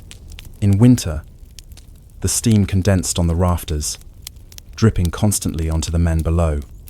They called it the rain that never ends. A visitor in 1755 described Nantwich as a town entirely devoted to salt, where even the rain tastes of it. He was not wrong. Salt crept into everything: clothes, food, even skin. The workers' hands grew rough and white, etched with fine lines of crystal. Their boots stiffened with salt residue. Dogs refused to drink from the ditches. And yet, despite the hardship, there was pride in the work. The Cheshire salt was famous for its purity, its hardness, and its taste. It was used not only for preserving food, but also for tanning leather, dyeing cloth, and in the growing chemical industries of the 18th century. Salt made the region quietly wealthy, though few of the workers ever saw that wealth themselves. The salt masters, the men who owned the brine pits and boiling houses, lived comfortably on the profits. Their names appear in records of civic donations and church endowments. Some became members of parliament, but below them were the drawers, panmen, and packers.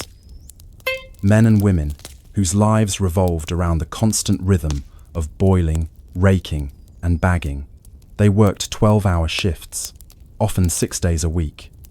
In summer, the heat inside the boiling houses could reach unbearable levels.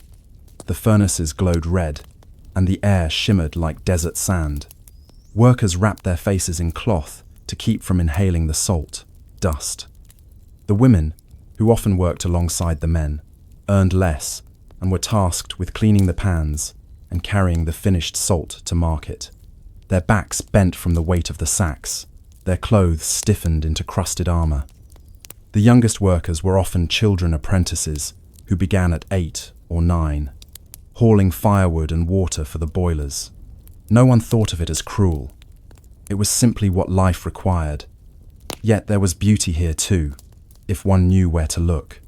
At night, when the boiling houses glowed from within, the whole town shimmered faintly in the mist. Travellers wrote of seeing Nantwich from a mile away, its rooftops veiled in silver vapour, the smell of salt carried on the wind. The canals that wound through the countryside reflected this glow, their surfaces filmed with tiny white crystals. In the moonlight, they looked like sheets of frozen glass. One could almost believe the town was suspended between earth and sea, a place still half claimed by the ancient ocean sleeping beneath it. By the early 1800s, new technology began to reshape the salt trade. The introduction of steam-powered pumps made it possible to draw brine from deeper layers. Iron pans replaced the old clay ones, and coal replaced wood as fuel. Production increased dramatically, and with it, the demand for labour. Canals, once again, played their part. The Trent and Mersey Canal, completed in 1777, connected the Cheshire salt towns to the rest of England's industrial network. Barges loaded with white sacks travelled to Manchester, Liverpool, and beyond. Salt from the quiet fields of Cheshire ended up curing fish in Scotland, tanning hides in Dublin, and flavouring butter in London. But progress carried a cost. The deep wells, constantly pumped, began to destabilise the ground above. The salt beds dissolved faster than nature could replenish them, leaving hollow spaces underground. At first, no one noticed. Then, slowly, the land began to sink.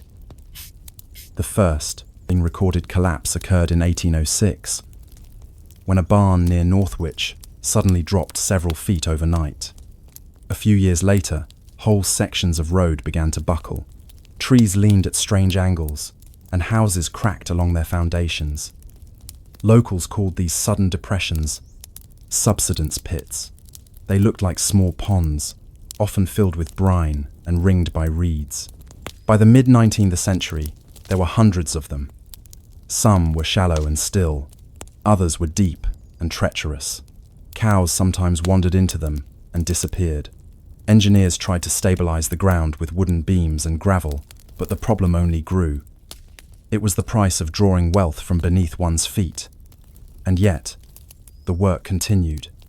The salt masters expanded production, arguing that the losses were local and temporary. The workers shrugged and kept boiling. The furnaces still burned, the brine still bubbled, and the white crystals still gathered at the edges of the pans. Progress, once begun, rarely pauses for reflection. But for all its industry, the salt towns were deeply human places. They had festivals, markets, and songs. The Salt Fair in Nantwich was an annual celebration dating back to medieval times, when merchants would gather to trade and bless the year's harvest. Children carried garlands of flowers shaped like salt pans. The oldest worker, the Salt King, was honoured with a seat at the head of the table and a jug of ale that never emptied. In these moments, the community remembered itself not as labourers or merchants, but as part of something ancient, a lineage stretching back to the first hands that boiled brine under the Roman sun. By the 1860s, the landscape of Cheshire had become something unique, half natural, half industrial, marked by glittering mounds of white and ponds of shifting brine. Travel